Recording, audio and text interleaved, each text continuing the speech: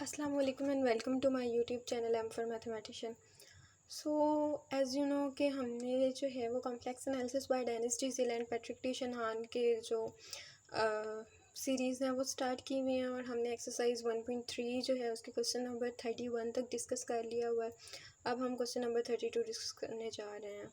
तो बेसिकली इन्होंने कहा है कि हमारे पास ये जो गिवन कॉम्प्लेक्स नंबर है इसको हमने पोलर फॉर्म में लिखना है और उसके बाद a प्लस आयोटा b की फॉर्म में लिखना है। अब ये देखें मेरे पास जो है वो ये एक ऊपर है कॉम्प्लेक्स नंबर पोलर फॉर्म में, एक नीचे है। तो अब ये जो है आपने एक रिज़ल्ट पढ़ा होगा z1 डिवाइडेड बाई z2, ये वाला is equal to r1 divided by r2 cos theta one minus theta two plus iota sine theta one minus theta two. इसी तरह पीछे भी आपने z1 डिवाइडेड बाई z2 का एक रिज़ल्ट पढ़ा हुआ है। सो ये जो है बेसिकली देखें r हमारे पास जो है वो r1 divided by r2 obviously एक r ही है। देन ये cos theta plus iota sine theta, तो ये एक पोलर फॉर्म है कॉम्प्लेक्स नंबर की। तो यही वही बात हुई कि डिवीजन में अगर बेशक लिखा हुआ है बट ये दोनों जो है ऊपर भी कॉम्प्लेक्स नीचे भी कॉम्प्लेक्स नंबर, तो वो इंडिविजुअली एक कॉम्प्लेक्स नंबर ही होगा। तो यही बात उन्होंने की है कि ये जो गिवन कॉम्प्लेक्स नंबर है जो कि डिवीजन की फॉर्म में लिखा हुआ है, तो ये जो है इसको आपने ऑब्वियसली ये ऊपर एक पोलर फॉर्म है, नीचे वाला नंबर भी पोलर फॉर्म में लिखा हुआ है, बट हमने क्या करना है इसको एक सिंगल पोलर फॉर्म, एक दोनों नंबर जो हैं वो एक ही पोलर फॉर्म में हो, एक मतलब सिंगल पोलर फॉर्म, ठीक है। वो z is equal to R cos theta plus iota sine theta की फॉर्म में इसको पहले तो लिखना है एंड उसके बाद हमने a प्लस आयोटा b की फॉर्म में लिखना है रेक्टेंगुलर फॉर्म में। यानी पहले इस पूरे नंबर को जो कि डिवीजन की फॉर्म में पोलर फॉर्म, दो number z1 divided by z2 और वो z1 और z2 जो है वो पोलर फॉर्म में है ऑलरेडी, बट हमने क्या करना है इन दोनों को single polar form z is equal to R cos theta में लिखना है, R cos theta plus iota sine theta. तो चलें हम इसको डिस्कस कर लेते हैं। यहाँ पर देखें न्यूमरेटर मैंने जैसे प्रोडक्ट में मैंने पहले वाला अलग से लिया फिर दूसरे वाला अलग से लिया, बिकॉज मुझे पता वो z1 इंटू z2 था। अब ये z1 डिवाइडेड बाई z2 है, तो पहले मैंने ऊपर वाले को लिया, मेरे पास एक रिज़ल्ट है zn is equal to R n cos theta cos n theta plus iota sine n theta. तो मैंने इसको जो है ना वो कंपेयर किया, इस ऊपर वाले को कंपेयर किया इससे, जिससे मुझे पता चल गया कि ये जो z है वो क्या है 8 cos 3 pi by 8 plus iota sign 3 pi by 8 and n क्या है वो है 8। ऊपर वाले के केस में n है 3, सो n मेरे पास क्या है 3 है एंड थीटा क्या है 3 पाई बाई 8 और r क्या है 8। अब यहाँ पर बेसिकली मैंने क्या किया, मैंने सबसे पहले जो है इस पूरी इक्वेशन को इससे कंपेयर किया, जिससे मुझे पता था ये क्या लिखा हुआ है z की पावर n, और ये पूरा क्या हो गया z, मैंने ये लिख दिया और n क्या हो गया 3 हो गया। देन उसके बाद मैंने इस वाले को कंपेयर किया इससे, तो इससे मुझे पता चला r क्या है 8 है और थीटा क्या है 3 पाई बाई 8 है, तो वो मैंने लिख दिया। अब मैं इसको सिंपली जो है वो मुझे पता चल गया आर क्या है, थीटा क्या है, एन क्या है, तो मैं इस वाले रिज़ल्ट में इसकी वैल्यूज़ को पुट कर दूँगी।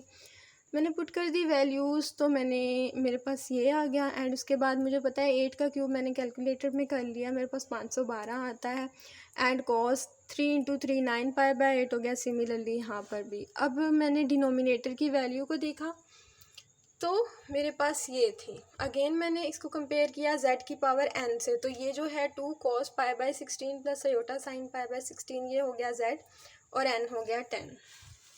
तो देखिए z ये हो गया एंड n जो था वो 10 हो गया। अगेन मैंने क्या किया, मैंने इसको कंपेयर कर लिया आर कॉस थीटा ये वाली z is equal to R cos theta plus iota sine theta, ये जो ऊपर मैंने अभी आपको बताया इससे कंपेयर किया, जिससे मुझे पता चला कि आर यहाँ पे 2 है और थीटा पाई बाई 16 है। तो मैंने सिंपली इस वाले में ये सारी वैल्यूज़ पुट कर ली एंड मेरे पास ये आ गया। अब मैंने 2 के टेबल पे इसको कैंसिल कर दिया, 2 8 से 16 2 5 से 10 2 8 से 16 एंड 2 5 से 10। सो ये मेरे पास आ गया यहाँ पर 2 की पावर 10 1024 आ गया एंड ये कॉस 5 पाई बाई 8 बन गया and plus iota sine pi by 8। अब यहाँ पे ये ऊपर जो क्वेश्चन था वो किस फॉर्म में था, डिवीजन की फॉर्म में, तो यहाँ पे जो रिज़ल्ट है वो रिज़ल्ट 7 यूज़ होगा। रिज़ल्ट 7 क्या है मेरे पास, ये रहा रिज़ल्ट 7 एंड पेज नंबर है 18।